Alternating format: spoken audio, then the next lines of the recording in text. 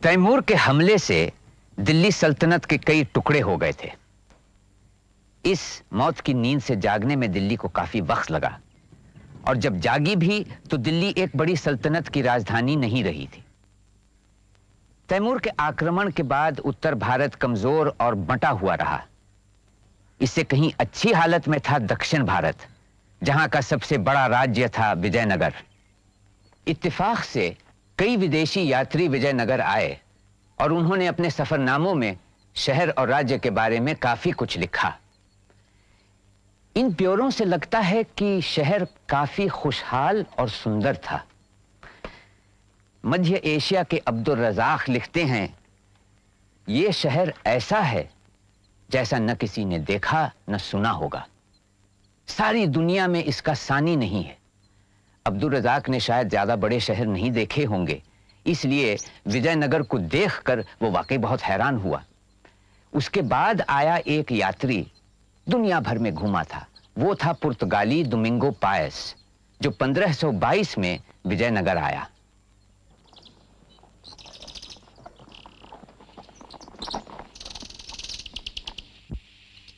इस देश में घनी आबादी वाले कई शहर, कस्बे और गांव हैं।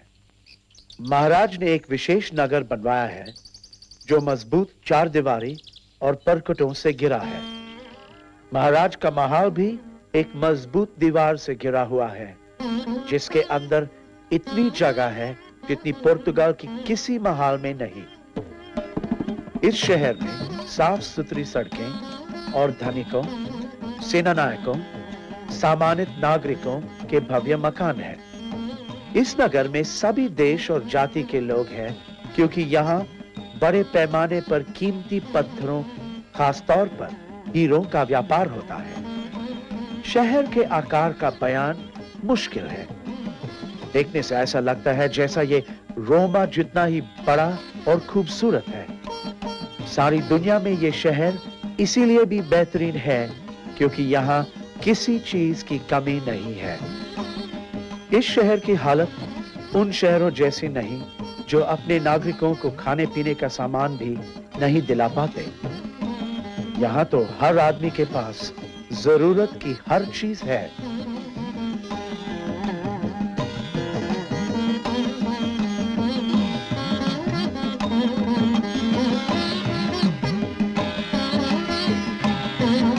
पायस ने विजयनगर के शासक के बारे में भी लिखा है। वो दक्षिण भारत के इतिहास के महान शासकों में था।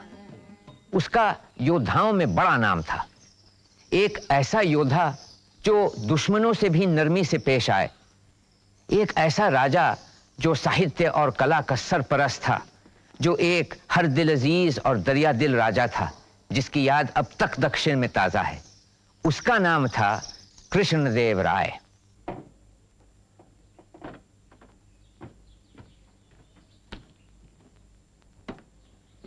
पापा जी, अन्ना की तबीयत अब कैसी है? महाराज अचेत अवस्था में है। लगता है उनका अंतिम समय आ गया है। क्या?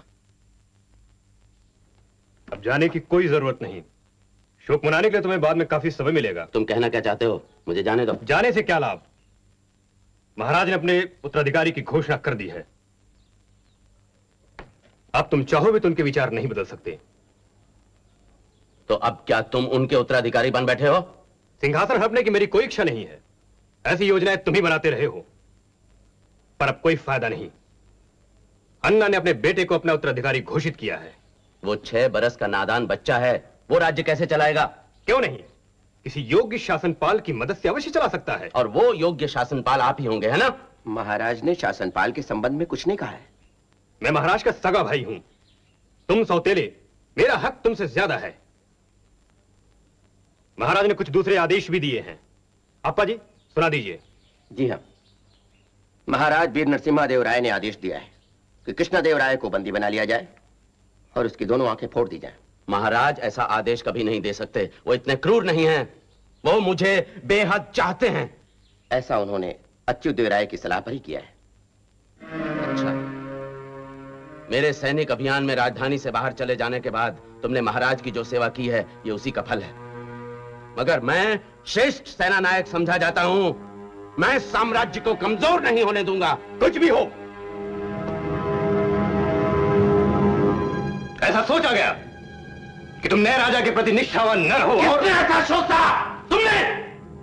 सैनिकों, महाराज के आदेश का पालन करो, बंदी बना लो इसे। देख क्या रहे हो, बंदी बनाओ। राजकुमार, वो आपके आदेश का पालन नहीं करेंगे, खास तौर से कृष्णदेव राय के संबंध में बिल्कुल नहीं। क्या क्या मतलब है इन सबका? आप जल्द ही मतलब समझ जाएंगे। सैनिकों, राजकुमार अच्युत देव राय को सुरक्षित उनके कक्ष में ले जाओ।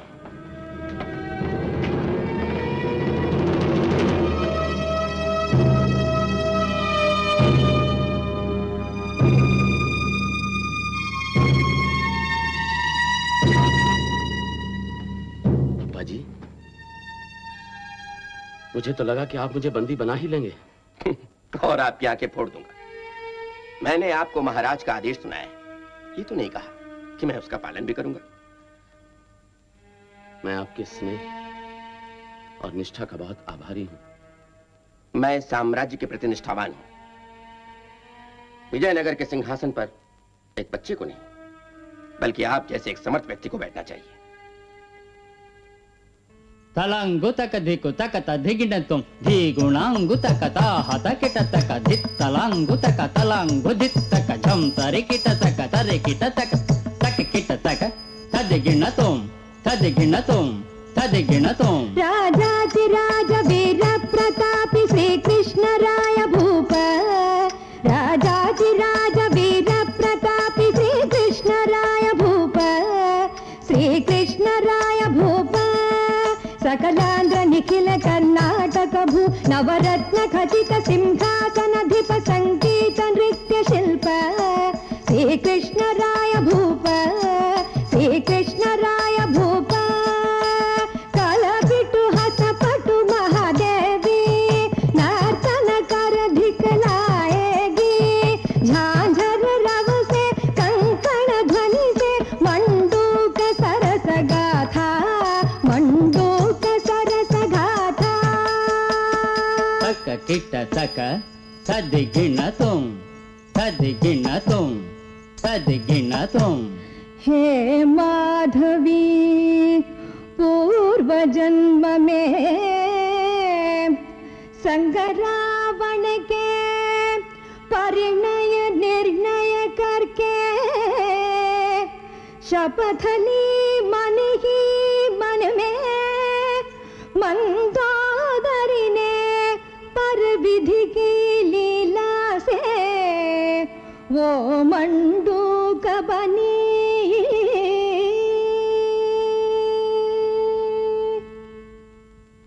धिदित्तै धिदित्तै धिदित्तै खल खल खल खल किल किल किल किल जल में किल किल झर झर बिंदु। ताम दिगदिताम दिगदिताम दिगदिताम तत दिगदि तत दिगदि तत दिगदितै ता तै तरित्तलां तकुतां तकिटतक तरित्तलां तकुतां किडदक धिमित्त धिमिधिमितां किडदक धनत्त झणु झणुतां दित्ता तधिगिणतुम तधिगिणतुम तधिगिणतुम।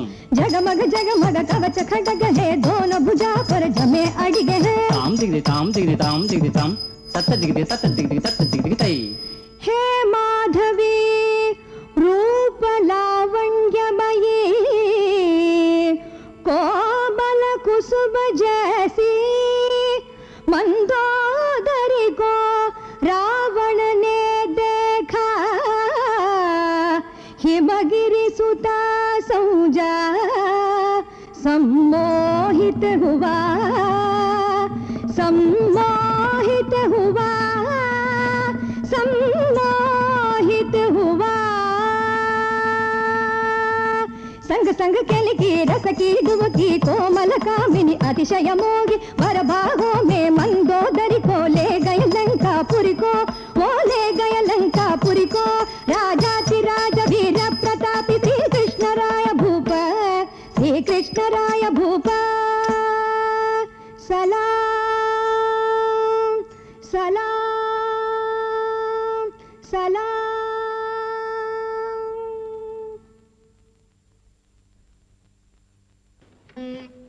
चंद्रगिरी किले में सभी प्रबंध भली भांति पूरे हो चुके हैं ना? जी हाँ महाराज, राजकुमार वहां से भाग नहीं सकते। पहरेदार भरोसेमंद है और हम उन्हें समय समय पर बदलते भी रहेंगे ताकि वो राजकुमार से कोई संबंध न बना सके। अपा जी, मुझे एक बात का आश्वासन दीजिए कि उन्हें किसी प्रकार का कोई कष्ट नहीं होगा। वैसे भी मुझे अपने सगे संबंधियों को कारावास में डालते हुए ठीक नहीं लग रहा। महाराज, ठीक तो मुझे भी नहीं लग रहा है, परंतु ऐसा न करने में जोखिम अधिक है, क्योंकि इस वक्त हमें बाहरी शत्रुओं से निपटने की तैयारी करनी है। अंदरूनी जोखिम उठाने की अवस्था में हम नहीं। हाँ, बीजापुर के आदिल खान ने उत्तरी सीमा को कृष्णा से तुंगभद्रा तक धकेल दिया है और पश्चिम में गोवा और बेलगांव पर कब्जा कर लिया है। उधर उड़ीसा के गजपति ने उदयगिरी को हड़प कर हमें पूर्वी घाटों तक धकेल दिया है। अब इससे ज्यादा हमारी प्रतिष्ठा और क्या कम हो सकती है? महाराज, हमें पूरा विश्वास है कि आप विजयनगर की खोई हुई प्रतिष्ठा को वापस दिला सकते हैं। आपके इस विश्वास से साहस बढ़ता है। अप्पा जी, मैं सौगंध खाता हूं, अंतिम सांस तक विजयनगर की खोई हुई प्रतिष्ठा को वापस दिलाने का प्रयास करता रहूंगा। महाराज, आदि सफलता तो ये संकल्प है। सबसे पहले हमें अपने नायकों को काबू में करना होगा। उन देशद्रोहियों को हमने पत्र लिखे थे, कोई उत्तर मिला? जी, दक्षिण के कुछ नायकों ने राजस्व देने से इनकार कर दिया है और मैसूर के भी कुछ नायक आपको राजा मानने को तैयार नहीं। उम्मतूर के दुष्ट गंगा राया ने सिंहासन पर अपना दावा करने का दुस्साहस भी किया है। मैं ये सब और बर्दाश्त नहीं कर सकता। इन देशद्रोहियों को अब मेरी तलवार की धार का सामना करना पड़ेगा।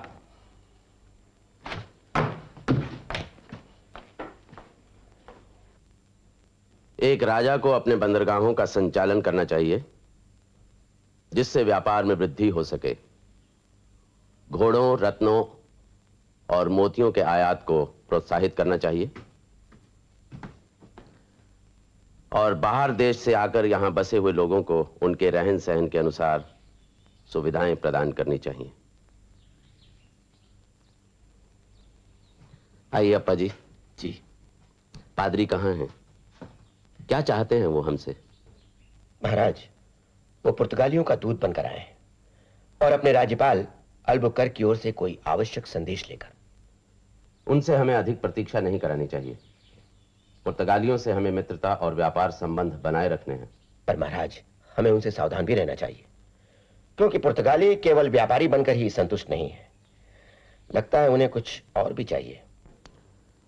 देखिए, उनके शत्रु कालीकट के सामुद्री और बीजापुर का आदिल खान है। ये हमारे भी शत्रु हैं। मेरे विचार से तो इस समय हमें पुर्तगालियों का साथ देना चाहिए। पर महाराज, हमारे सारे नायक पुर्तगालियों से समझौता करने को तैयार ना होंगे, बल्कि उनमें से कुछ बीजापुर के आदिल खान से संधि करना अधिक पसंद करेंगे।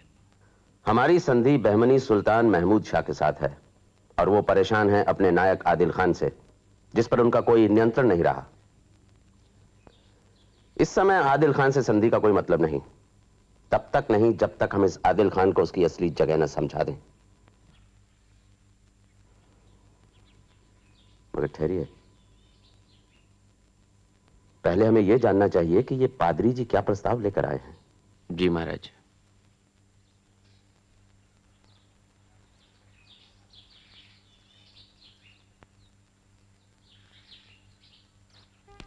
आइए।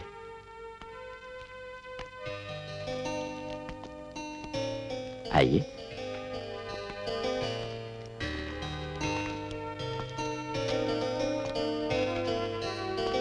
आइए।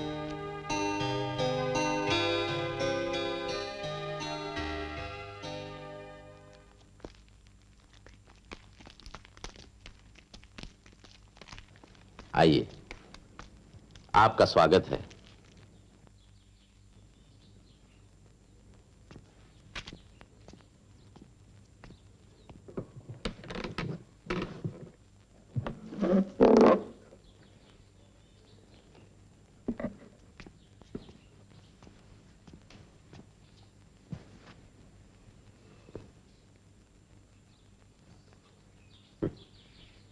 आप अपने महाराज और राज्यपाल महोदय से इन उपहारों और शुभकामनाओं के लिए हमारा धन्यवाद जरूर कहिएगा।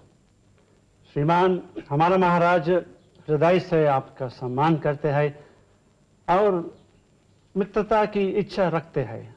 पर उनसे तो हमारी मित्रता है ही, और हम इस मित्रता को विशेष महत्व देते हैं। क्यों अप्पा जी? जी, मित्रता के अलावा आपके राज्यपाल श्रीमान अल्बुकर्क हमारे राय से और क्या चाहते हैं? हम शांति और मित्रता की भावना के साथ आपके देश और यहाँ के व्यापार के बारे में कुछ जानना चाहते हैं। इसके बदले हमें और क्या मिलेगा? हम अपने जहाजों में हॉर्मुज और दूसरे स्थानों से घोड़े लाया करते हैं, जो अरबी घोड़े से कुछ अच्छे होते हैं। हम वचन देते हैं कि जो भी घोड़े लाएंगे सब आपको ही बेचेंगे, आपके शत्रु को एक भी नहीं। ये आपकी उदारता है। वैसे अरबों के साथ भी हमारा ऐसा ही समझौता है। वो जितने भी घोड़े हमारे बंदरगाह पर लाते हैं, हम सारे के सारे खरीद लेते हैं। इतना ही नहीं, अगर कोई घोड़ा राह में मर जाए तो उसकी पूंछ दिखा देने पर ही हम उसकी कीमत दे देते हैं। ये आपके बड़ापन है श्रीमान। पर क्या आपको हमारा प्रस्ताव ठीक नहीं लगा? नहीं, मैं ये कहना चाहता हूं कि घोड़े के अलावा हम और बहुत कुछ दे सकते हैं। तोप, बंदूकें, एटसेट्रा। इसका लाभ तभी होगा जब आप इन हथियारों को चलाना सिखाने वाले भी भेजेंगे। राज्यपाल की ओर से कहता हूं, यह भी संभव हो जाएगा। अच्छा प्रस्ताव है, हम इस पर विचार करेंगे। सुना है आप लोग अरब सौदागरों से युद्ध करना चाहते हैं। उनके साथ हमारा धार्मिक झगड़ा है। कालीकट के जामोरिन और आदिल खान न केवल आपके लेकिन हमारे भी शत्रु है। ये लोग अरब सौदागरों को शरण देते हैं। आपके और हमारे शत्रु एक ही है श्रीमान जी। सुना है कि आप हमारे ही देश में अरबों से युद्ध करना चाहते हैं। आपके आगे और सहायता के बिना नहीं। यदि आप हमारे साथ हैं तो हम आदिल खान को गोवा से हटा सकते हैं। हमें यह भी मालूम हुआ है कि पुर्तगाली स्वयं गोवा पर आग गड़ाए बैठे हैं। जी नहीं, हम ऐसा कोई काम नहीं करेंगे जिसमें आपकी थोड़ी सी भी हानि होती हो। गोवा हमारा है, समय आने पर हम उसे स्वतंत्र करा ही लेंगे। अवश्य श्रीमान, अवश्य। एक छोटा सा निवेदन और है। हमें एक सुरक्षित बंदरगाह की जरूरत है जिसमें हमारे जहाज रुक सके। हम आपके प्रस्ताव पर विचार करेंगे और आपके राज्यपाल को अपना निर्णय दूत के जरिए भिजवा देंगे। किंतु अभी कुछ दिन आप हमारे विजयनगर में राजकीय अतिथि बनकर रहिए और यहां की सुख सुविधा का आनंद उठाइए।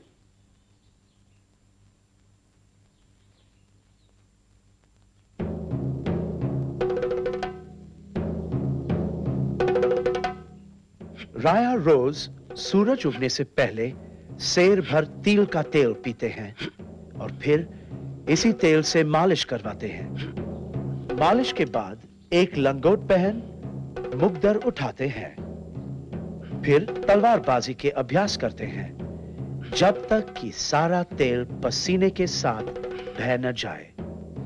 फिर अपने किसी पहलवान के साथ कुश्ती लड़ते हैं।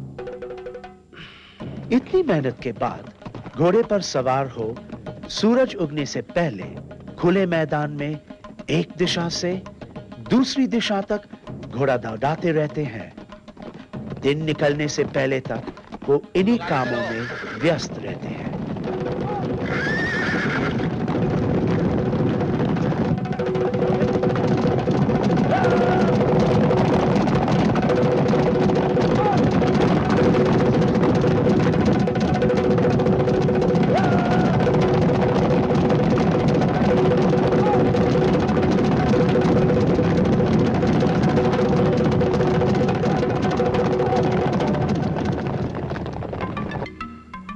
हिमालय के ऐतिहासिक दस्तावेज हिकायत हांगत्वा में मलेशिया से आए हांगत्वा नाम के एक दिलचस्प यात्री का जिक्र मिलता है।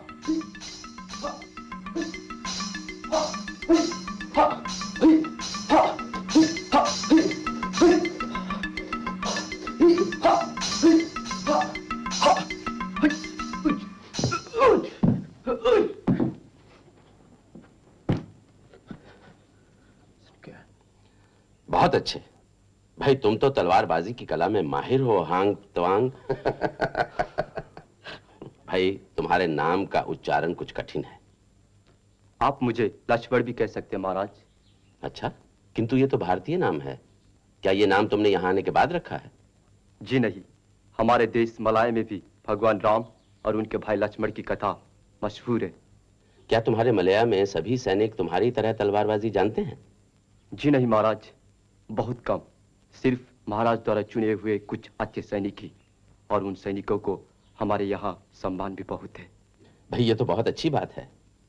अप्पा जी, क्या हम लक्ष्मण को अपने कुछ चुने हुए सैनिकों को ये कला सिखाने के लिए नियुक्त कर सकते हैं?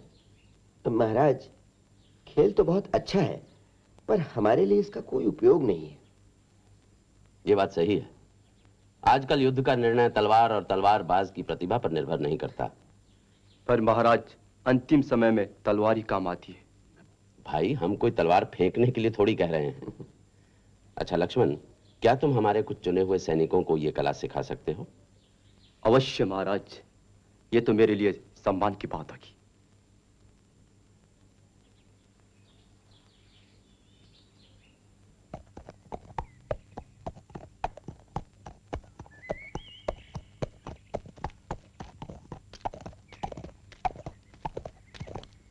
राया, बीजापुर के नए बादशाह इस्माइल आदिल खान का एलची आया हुआ है। उसे यहाँ बुलाओ। यहाँ रहा? क्यों नहीं? क्या उसने कभी घोड़े पर सवार आदमी नहीं देखा है? जी हाँ। जी।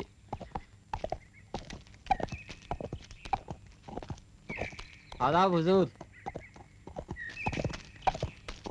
हुजूर, हमारे नए सुल्तान के वालिद के इंतकाल पर भेजे गए हमदर्दी भरे पैगाम के लिए आपके एहसानमंद हैं, और उनके तख्तनशी होने पर आपकी बधाइयां पाकर वे खुश हुए। उन्होंने शुक्रिया भेजा है।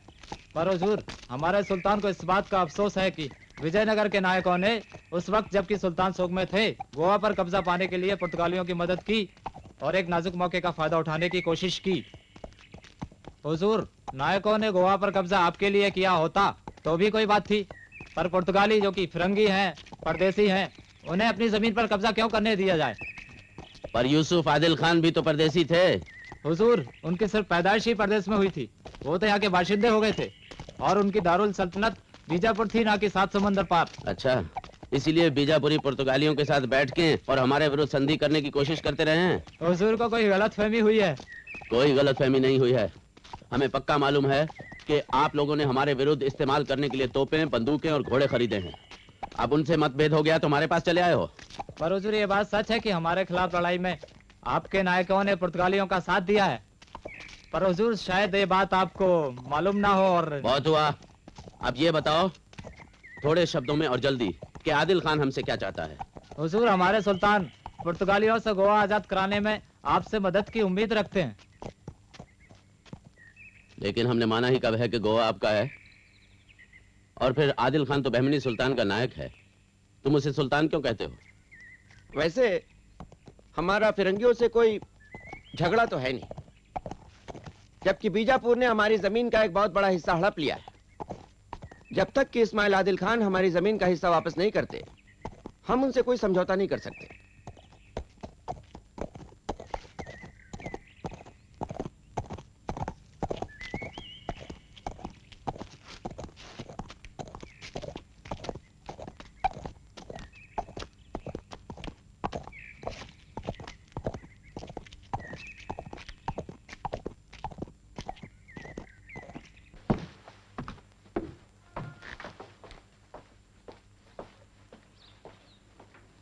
अप्पा जी, मैं उस गीदड़ गंगाराया से निपटने तक साम्राज्य का भार आपके कंधों पर डाल रहा हूं।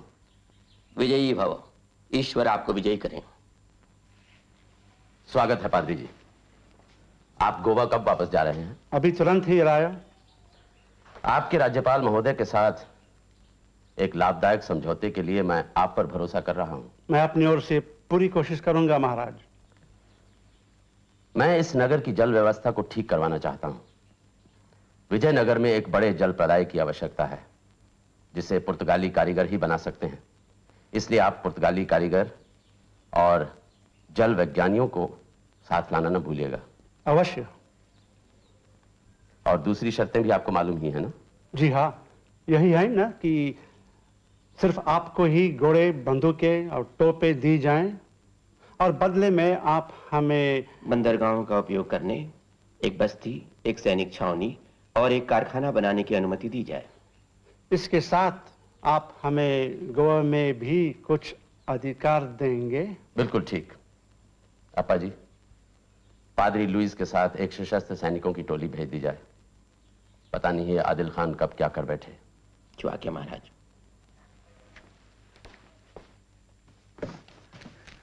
राया,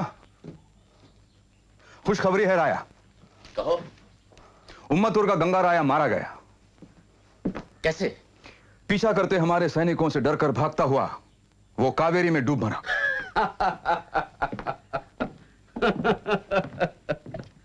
वो देशद्रोही इसी लायक था।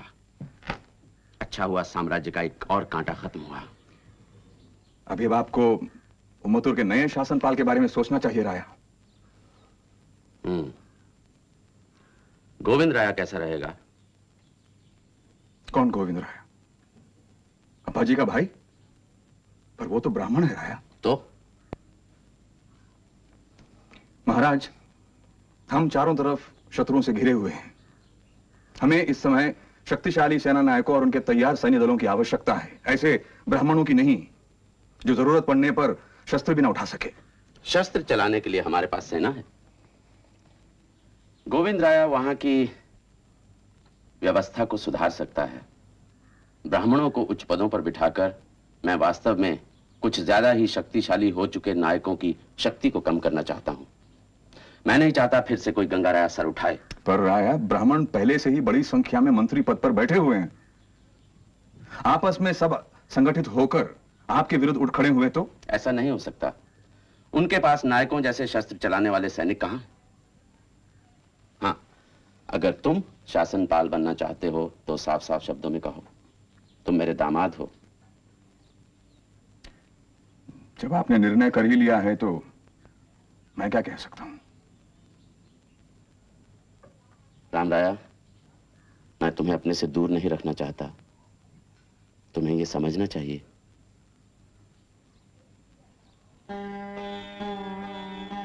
पढ़िए जो लिखा है। कोई राजा यदि ब्राह्मणों को उच्च पद पर प्रतिष्ठित करता है तो वह अपनी उन्नति के द्वार खोलता है।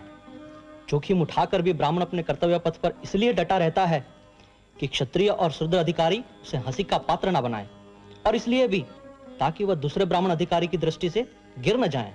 बिल्कुल ठीक। आपने बिल्कुल उन्हीं शब्दों में लिखा है जो मैंने कहे थे। इस बार कोई भूल नहीं हुई। आगे लिखिए। राजा के सेवकों के भोजन में से यदि एक कौर भी कम हो जाए तो वो राजा को कोसने लगते हैं। क्या राजा का कोई मित्र होता है? साथ दे रहे व्यक्ति पर अपनी पकड़ ढीली ना होने देना क्या बुद्धिमानी का काम है?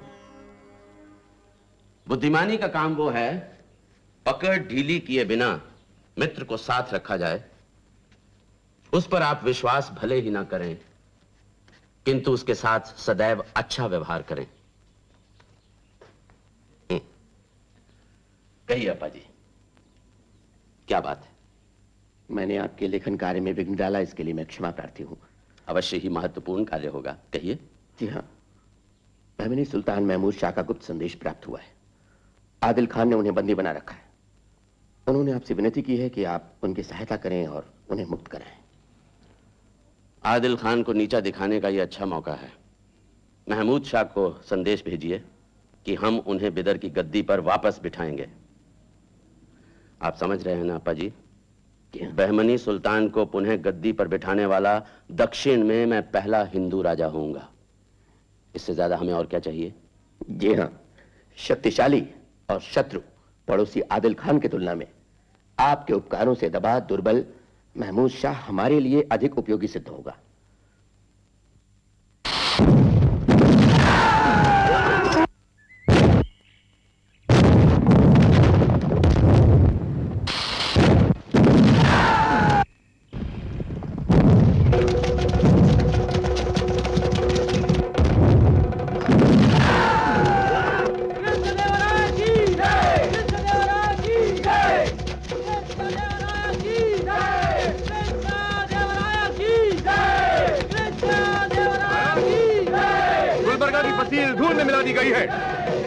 आदिल खान की राजधानी पूरी तरह नष्ट हो चुकी।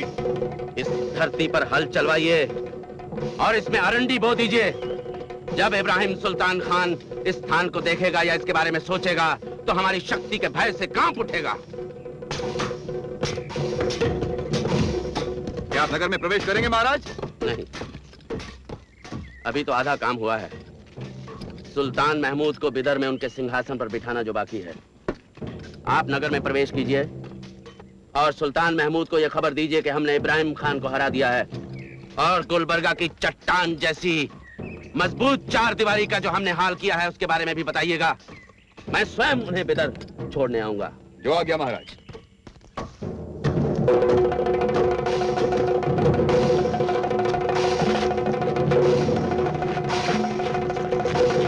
महाराज, विजय की स्मृति में और महमूद शाह को बीदर का सिंहासन वापस दिलाने के कारण आपको यवन स्थापनाचार्य की उपाधि स्वीकार कर लेनी चाहिए। बिल्कुल ठीक। ये उपाधि महाराज को शोभा देती है। अप्पा जी, अब तुरंत पूर्वी सूबों के नायकों से कहिए कि अपने सैनिक दलों के साथ तैयार हो जाएं। हमें उदयगिरी के साथ युद्ध करना है।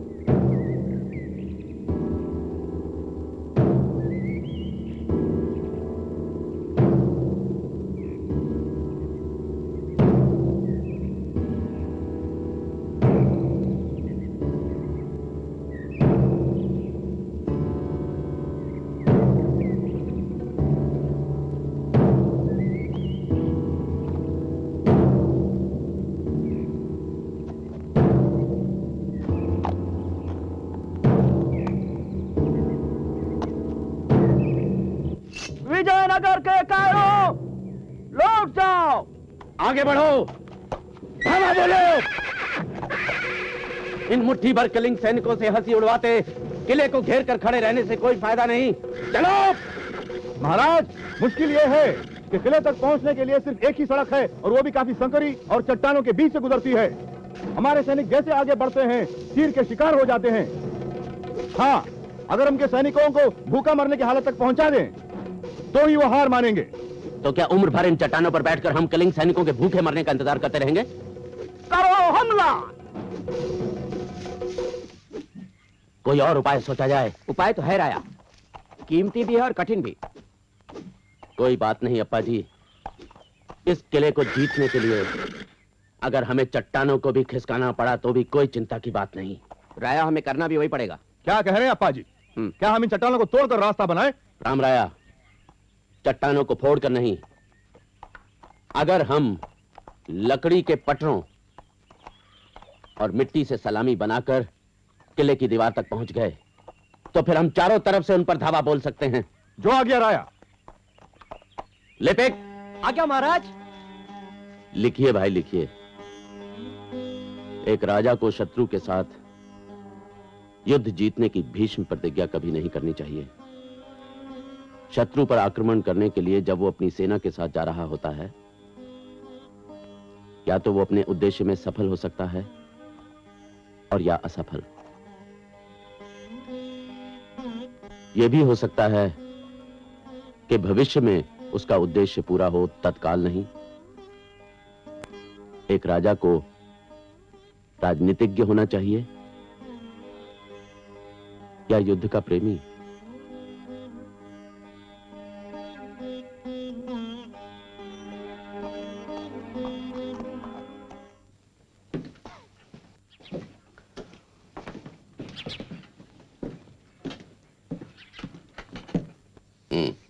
अपा जी, आप हिसाब लगा लीजिए कि कितना धन यहाँ इस किले की रख रखाव के लिए रखना है और बाकी राजकोष में जमा करवा दीजिए। जी बहुत अच्छा।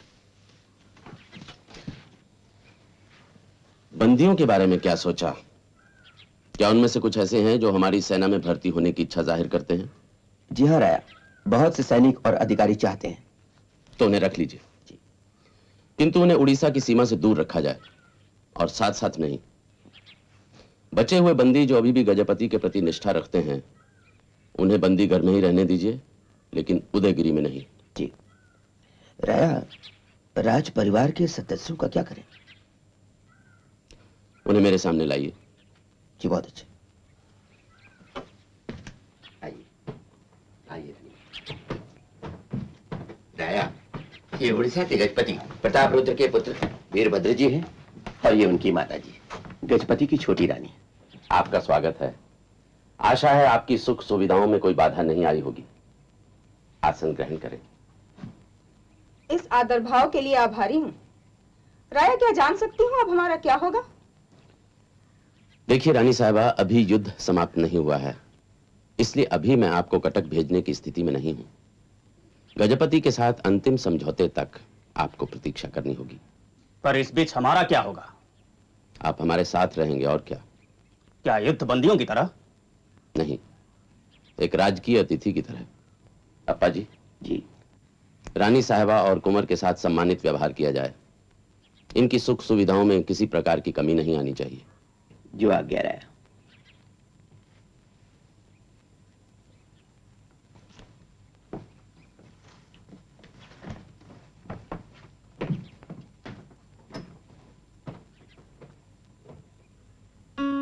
राया, आपके लिए एक अनमोल रत्न है। ये बाल कृष्ण की ये मूर्ति मुझे किले के राजकक्ष से मिली। ये तो बेजोड़ है। मुख पर अद्भुत मुस्कान है। जी। इसकी स्थापना के लिए महल परिसर में मैं एक भव्य मंदिर का निर्माण करवाऊंगा।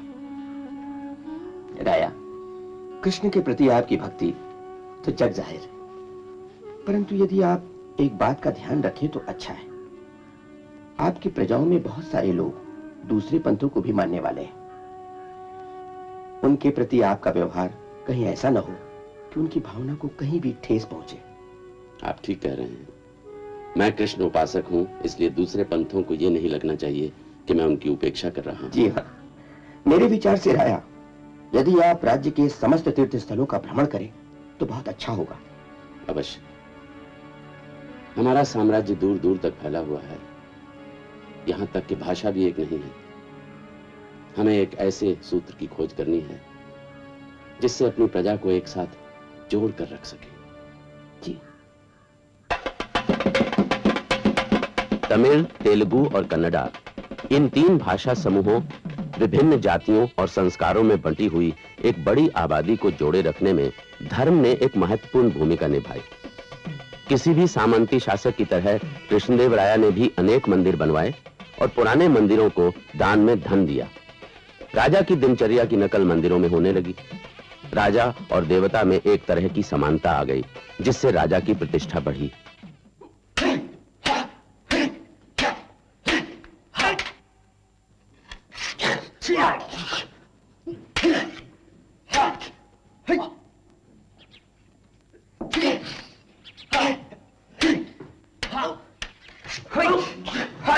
लक्ष्मण।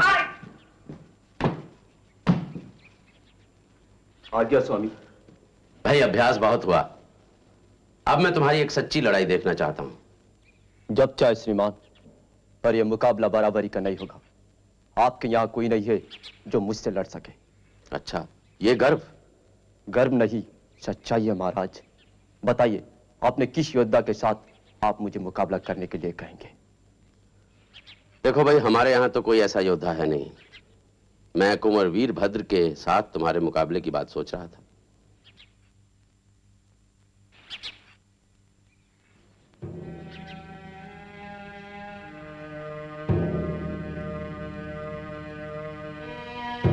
आपने मुझे बुलवाया? सुना है तुम तलवारबाजी में माहिर हो, सर्वश्रेष्ठ हो।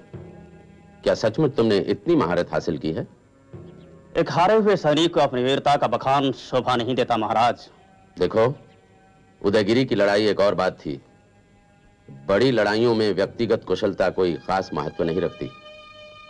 आज यहां मैं तुम्हारी तलवारबाजी का प्रदर्शन देखना चाहता हूं। प्रदर्शन? मैं योद्धा हूं महाराज, कोई खेल दिखाने वाला नहीं हूं।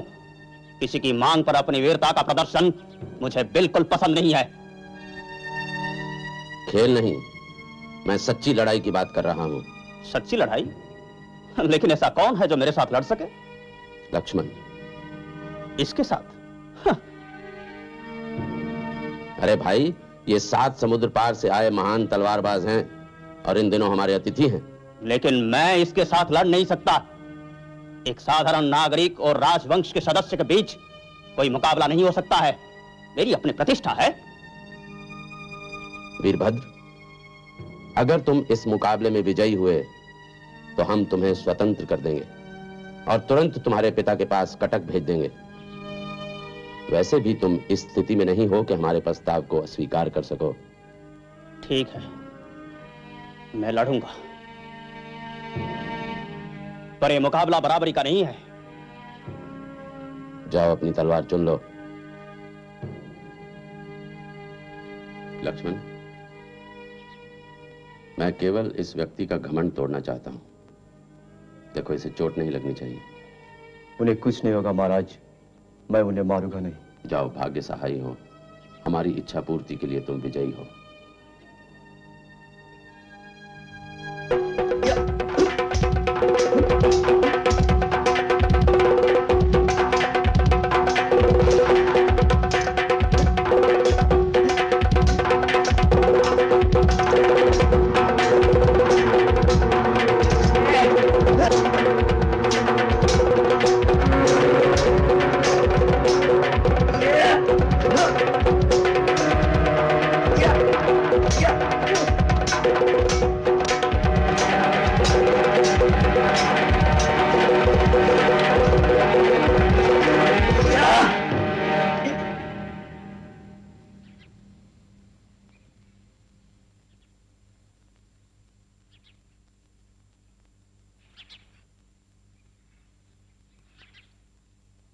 बहुत अच्छे लक्ष्मण, बहुत अच्छे। धन्यवाद महाराज। महाराज!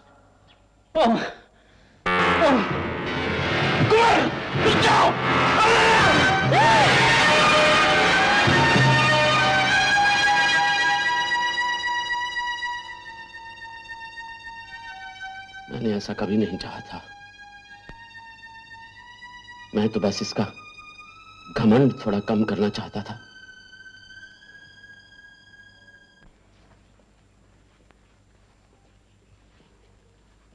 महाराज, कुंवर वीरभद्र की मृत्यु के पश्चात गजपति प्रताप रुद्र काफी टूट चुके हैं। उन्होंने शांति समझौते की याचना करते हुए एक बार फिर से संदेश भेजा है। उनके साथ संधि प्रस्ताव को अंतिम रूप देने का सही समय आ गया है। उन्हें लिखिए कि हमें यह स्वीकार है, किंतु संदेश वाहक के हाथ यह संदेश न भेजें। हम उनकी रानी को कटक वापस भेज देते हैं और साथ ही समझौते का स्वरूप भी। हमें गजपति पुत्री कलिंग कुमारी के साथ विवाह का प्रस्ताव भी स्वीकार है। रानी को पूरे सम्मान और सद्भाव के साथ सारी बात समझाकर विदा कीजिए। जो आ गया महाराज।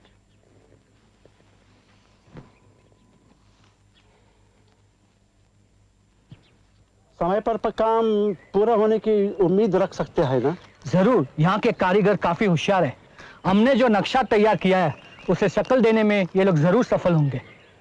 देखो, काम अच्छा और समय पर पूरा होने की आवश्यक है। राया के साथ हमारे संबंधों में इस जल प्रदाय की निर्माण माने रखते हैं। मैं तो कभी सोच भी नहीं सकता कि एक राजा अपनी प्रजा की प्यास बुझाने के लिए इतना सोच सकता है। अभी तुम्हें बहुत कुछ सीखने मिलेंगे।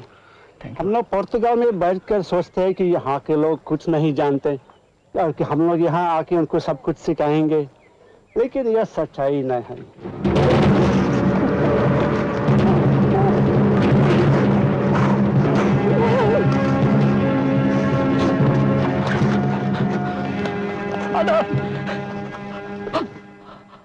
अप्पाजी, हत्यारों का पता चला या नहीं? महाराज, सूर्यास्त तक उन्हें बंदी बना लिया जाएगा। ये सब और नहीं सहा जा सकता। देश की राजधानी में देश के अतिथि की हत्या। आदिल खान को इसका मूल्य चुकाना होगा।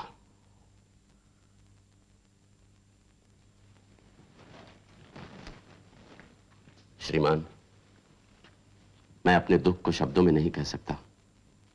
पादरी लुइस हम सबके हृदय में समा गए थे। वो एक सीधे सच्चे इंसान थे। अप्पा जी, पुर्तगाल के इस महान राजगीर की सुरक्षा का कड़ा प्रबंध करना चाहिए। अवश्य महाराज। और पुर्तगाली राज्यपाल से हमें क्षमा मांगनी होगी कि हम उनके दूत की रक्षा नहीं कर पाए, और उन्हें माकूल मुआवजा भी देना होगा। इस सब का तुरंत प्रबंध किया जाए जी। और उन हत्यारों को जीवित मेरे सामने लाया जाए। उनसे उगलवाने के बाद आदिल खान को सबक सिखाया जाएगा।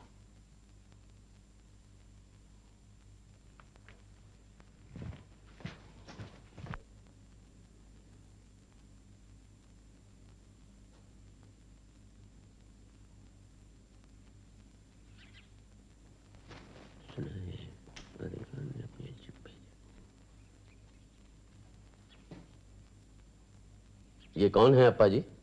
सुल्तान इस्माइल आदिल खान की तरफ से मैं विजयनगर राया रायन महाराज कृष्णदेव राया को खैर ख्वाही का पैगाम लेकर आया हूं। मगर आपसे पहले किसी मंत्री से मिलने के लिए कहा गया था ना? जनाब, गुस्ताखी माफ करें। दरअसल चलते वक्त मुझे हिदायत दी गई थी कि मैं सिर्फ वाली विजयनगर को ही अपना संदेशा सुनाऊं। मगर यह कोई ढंग नहीं है। जनाब, ये तो मुझे भी मालूम है, पर ये एक बादशाह के नाम दूसरे बादशाह का सीधा पैगाम है। ये किस बादशाह का संदेश लेकर आए हैं? हुजूर, मैं बीजापुर के बादशाह इस्माइल आदिल खान शाह का एलची हूं। अच्छा, जबरदस्ती सल्तनत हड़पने वाले आदिल खान अब अपने आप को शाह कहने लगे हैं। ठीक है, संदेशा सुनाओ। मेरे आका राया रायन के साथ सुलह और अमन कायम करने की ख्वाहिश रखते हैं। मुझे समझौते की शर्तें तय करने के लिए भेजा गया है। आदिल खान हमसे समझौता करना चाहता है, जबकि हमने उसे युद्ध में हरा दिया है। जाओ और जाकर उससे कहो कि वो यहां आए और हमारे सामने गिरकर हमारी कदमबोसी करे, तब शायद हम अमन और समझौते की बात सोच सकें। ये हमारी शर्त है। जाओ जाकर कह दो उससे।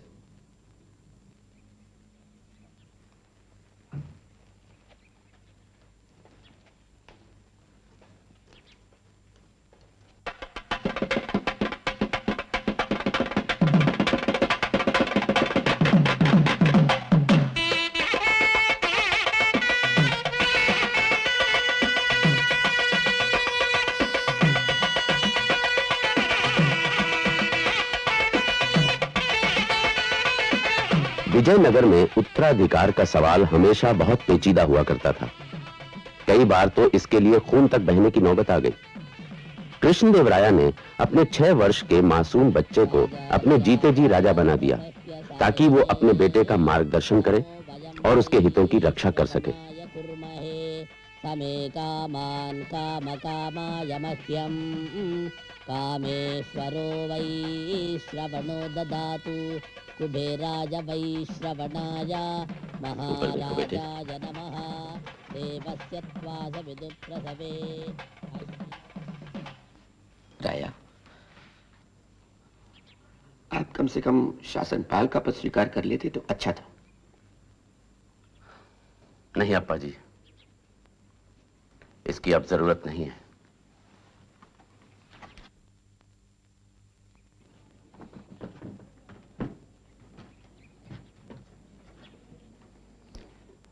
अब मेरा पुत्र विजयनगर का राजा है। मैं उनके दूसरे मंत्रियों की तरह एक मंत्री होकर रहना चाहता हूं। पर अप्पा जी, आप प्रधानमंत्री के पद पर ही रहें और नए राजा की वैसे ही सेवा करें जैसी आपने मेरी की है। राया, मैं वचन देता हूं, परवर कुछ नहीं अप्पा जी। सत्ता परिवर्तन के लिए यह समय हर तरह से उपयुक्त है।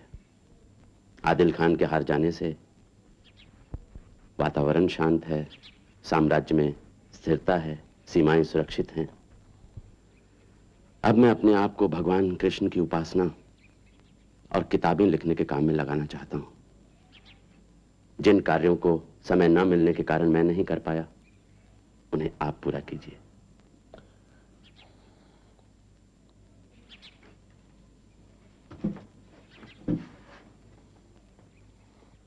भाग्य भी कभी कभी कितना कठोर हो जाता है। राज्याभिषेक के 2 दिन बाद ही महाराज अस्वस्थ हो गए। ज्वर ने इन्हें निचोड़ कर रख दिया है। वैद्य जी, क्या कोई ऐसी औषधि नहीं जिससे ज्वर कम हो जाए? मैंने सारे प्रयत्न कर लिए हैं स्वामी, पर कोई औषधि असर नहीं कर रही। ये क्या कह रहे हैं आप? क्या आपका सारा औषध ज्ञान पराजित हो चुका है? महाराज, मैंने एक पुर्तगाली चिकित्सक को गोवा से बुलाया है। समझ नहीं आता इस भयानक ज्वर का कारण क्या है। अद्भुत ताप चढ़ा है। राजवैद्य जी, क्या यह हो सकता है कि इनके भोजन में कुछ मिलाया गया हो? कुछ कहा नहीं जाता। विष के लक्षण भी साफ नहीं है। पर ऐसी कोई संभावना है? निश्चित रूप से कह सकना संभव नहीं, पर किसी संभावना से इनकार नहीं किया जा सकता। ये क्या कह रहे हैं आप? महाराज, राया, मुझे संदेह है कि राजराजन को किसी ने विष दिया है।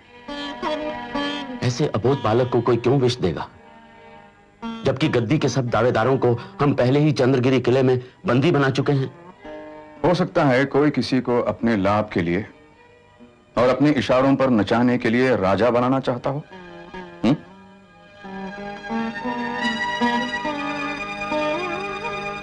तुम्हें किस पर संदेह है? हो सकता है ये किसी मंत्री का। मंत्री? अप्पा जी, नहीं, ये नहीं हो सकता। क्यों नहीं हो सकता? क्यों नहीं हो सकता? मुझे पूरा विश्वास है। याद कीजिए राया, एक दिन उन्होंने आपको भी गद्दी पर बिठाया था।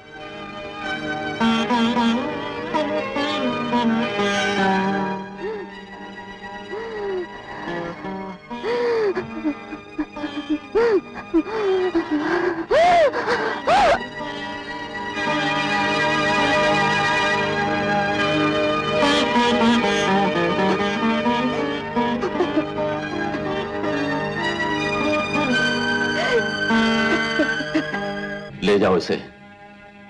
मैं इस नीच का चेहरा भी नहीं देखना चाहता। राया, इस वक्त आप दुखी और उत्तेजित हैं, इसलिए आप सच्चाई को नहीं जान पाएंगे। सच्चाई यह है कि तुम देशद्रोही हो, राज हत्या करने वाले नीच षड्यंत्रकारी। अगर आपको ऐसे लगता है तो मुझे सूली पर चढ़ा दीजिए।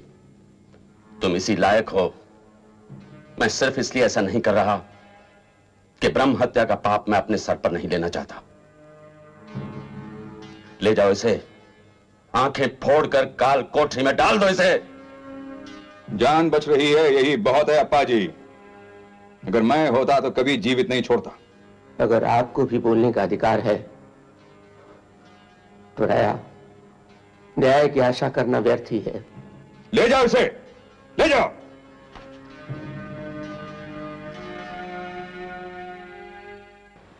ऐसा था विजयनगर, जो सारे दक्षिण और उत्तरी तट पर फैला हुआ था।